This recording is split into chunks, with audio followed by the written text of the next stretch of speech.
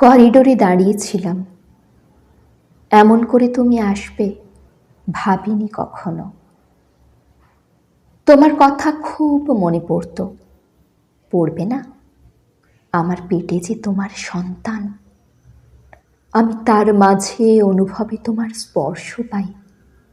অনাগত, তবে অচিরেই পৃথিবীর মুখ দেখবে। তোমার খুব জানতে শখ ছিল উদরগহিনী শিশু কেমন নড়ে চড়ে ওঠে। সে কি হাত পা ছড়ে এদিক ওদিক? সে কি মাকে মা ডাকতে পারে? সে কি তোমাকে বাবা বাবা ডাকে? কি কৌতূহল তোমার! পেটের মাঝে কান পেতে রইলে আধা ঘন্টা, কোনো ফল পেলে না।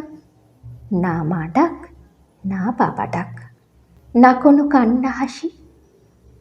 আমি শুধু হাসলাম তোমার পাগলামি দেখে, আর কুকড়ে গেলাম সুরসুরি পেয়ে। নাভির ওপর চুলের ঘষা, সুরসুরি লাগবে না তো কি? তুমি কোনোদিন বাবা ডাক শুনতে পাবে না। কি দুর্ভাগা তুমি! এমন করে তুমি আসবে ভাবিনি কখনো। সীমান্ত প্রহরীদের ছুটি মেলে না সহজে, তাই আমার মতো স্ত্রীগণ চিরপ্রতীক্ষার পাত্র। ছুটি নেই বলে হানিমুনটাও করা হয়নি। তুমি বলতে পেনশন পেয়ে তবে যাবে হানিমুনে, সাথে থাকবে নাতি নাতকর। কখনো সখনো ফোনে কথা হলে বলতে তুমি ফোনটা যেন একবার ঠেকাই পেটে। অগ্রিম বাবা ডাক শোনা চাই তোমার। কি পাগলটাই না ছিলে তুমি! করিডোরে দাঁড়িয়েছিলাম, এমন করে তুমি আসবে ভাবিনি কখনো। গাড়ি এসে থেমেছিল রাস্তার শেষ সীমানায়। একটা কফিন নেমে এলো কজনের কাঁধে ভর করে।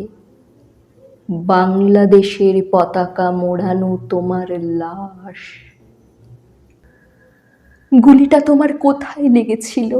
ফুসফুসে, কলিজায়, নাকি হৃৎপিণ্ডে? নিঃশ্বাস যখন বন্ধ হয়ে এলো, অন্ধ হয়ে এলো পৃথিবীর আলো, আমার কথা তোমার কি মনে পড়ছিল? কিংবা আমার উদরপুষ্ট শিশুটির কথা? জলে ডোবা মানুষের মুহূর্তে বিস্মৃতি স্মরণের মতো। তোমার অনাগত সন্তান বাবা ডাকবে কাকে?